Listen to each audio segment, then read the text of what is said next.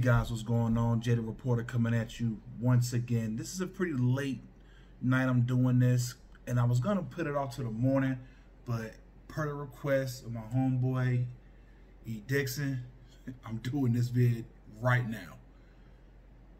Kawhi Leonard needs to be held accountable for what happened to the Los Angeles Clippers in the bubble.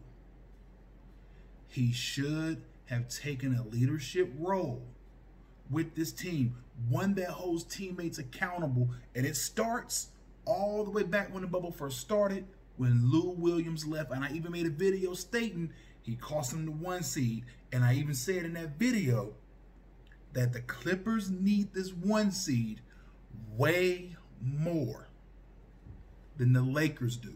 And my reasoning for that is that there's no player in the NBA that can go head up and stop LeBron. Point blank, period. And on top of that, that Lakers roster was built for the postseason. You don't necessarily need a ton of small forwards, which pretty much what the Clippers are, a bunch of small forwards and power forwards or big shooting guards. They don't really have that point guard, set it up, make sure guys are in their spot. They don't have a Rondo. That's what you need in the postseason. You need a Rondo if you're going to win that championship.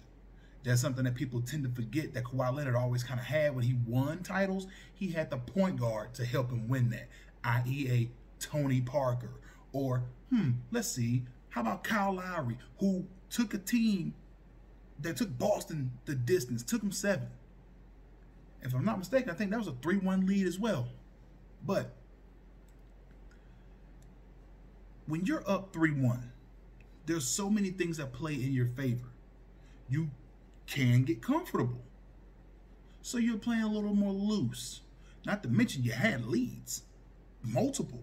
2 of them, as a matter of fact. You were up in games 5 for a closeout, 6 for a closeout. And if I'm not mistaken, this now means that the Clippers hold the record and have extended it for a team that still has not seen a conference final. With this amount of talent on that team, there's no way this team should have not made the conference finals. Even I believed in them in my playoff preview video where I said I believe in the Clippers to get to the conference finals. I don't believe they were going to beat LA in 7. Well, both LA, but the clear LA team, let's be honest. The Clippers were always the second team, and now they've proven with all the talent they have, they will always be LA's second team. Now, back to Kawhi Leonard. If you want to talk about being a generational talent, talking about he's going to be the guy to kind of take over for LeBron to bridge over to Zion when he's ready to take over, you can't do things like this. Kobe wouldn't have done that.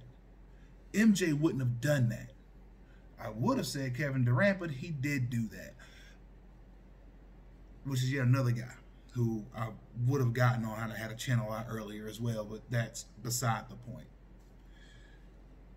Kawhi Leonard and Paul George need to be held accountable for this. You have 2 perennial all-stars with playoff experience. The Nuggets, granted, are a really, really, really good team.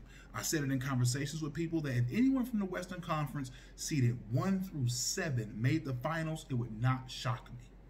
Because those teams are that talented. From Dallas all the way up to the LA Lakers were that talented. Which is why I was saying to everyone, if you are a team and you got a chance to get that 1 seed in the West, you get it. Because if you are a 7 seed in the West, you're as good as a 2. That's pretty much how that worked out. The Lakers knew that. They knew, okay, we'll match up with the 8. We can beat the 8. And they did that. They knew they were going to go against a team that wasn't really a playoff-bound ball club. Only team that could have gave them a little run for their money would have been Memphis. And Memphis kind of choked it out at the end. Portland got in, Portland got out.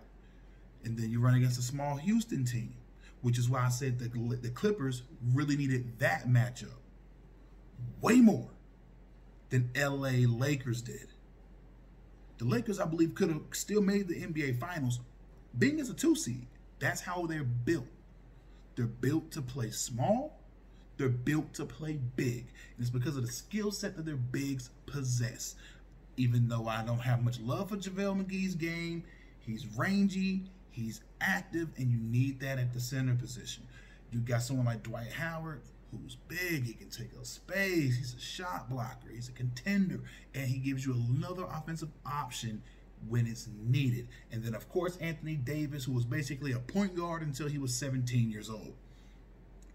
So he knows how to control the ball, he can shoot with it. He was basically as a 6'11" Swiss Army knife. That team was built to match up with any team in the Western Conference. The Clippers were not built to match up well at all in many situations with a big like Jokic, and he proved it. Proved it, and proved it again. And not to mention Murray, Jamal Murray, that boy is a baller. Point blank. When they drafted Murray, that team was already good enough, in my eyes, to make the postseason. They were just as good as Utah at that same point, to me. Just as good as Utah. Jamal Murray versus, I'm going to just put an edit down on the bottom of the screen for that. Donovan Mitchell. No need for the edit now. Donovan Mitchell. That matchup proved those two guys are going to be transcendent talents. They're going to be battling one-on-one for quite some time. And that's seeing that kind of a matchup let me know. And then looking at the Clippers roster, they don't have a guard. Paul George doesn't have the lateral speed to keep up with them, and that proved it. And Kawhi Leonard didn't want to spend so much effort on defense, even though he's a better defensive player than most of the Clippers roster is anyway, but they don't have the offensive explosiveness that Denver has, because they can hit you with Porter, who, if you ask me, is probably the most dangerous player in many situations, because he can take you to the post, he can take you out top.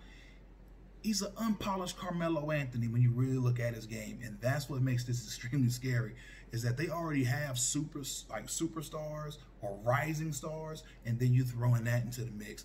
This is going to wind up being Denver's conference in the next 2 or 3 years after LeBron basically kind of begins to taper off, as if he ever does. So the man might be a freaking robot for all we know. But I'm holding the Clippers 100% accountable. I'm holding Doc Rivers accountable. I'm holding Paul George accountable. And I am definitely holding Kawhi Leonard accountable. Because if you're a superstar, you're up 3-1, this should not happen. My name is Jada Reporter, signing out. Peace.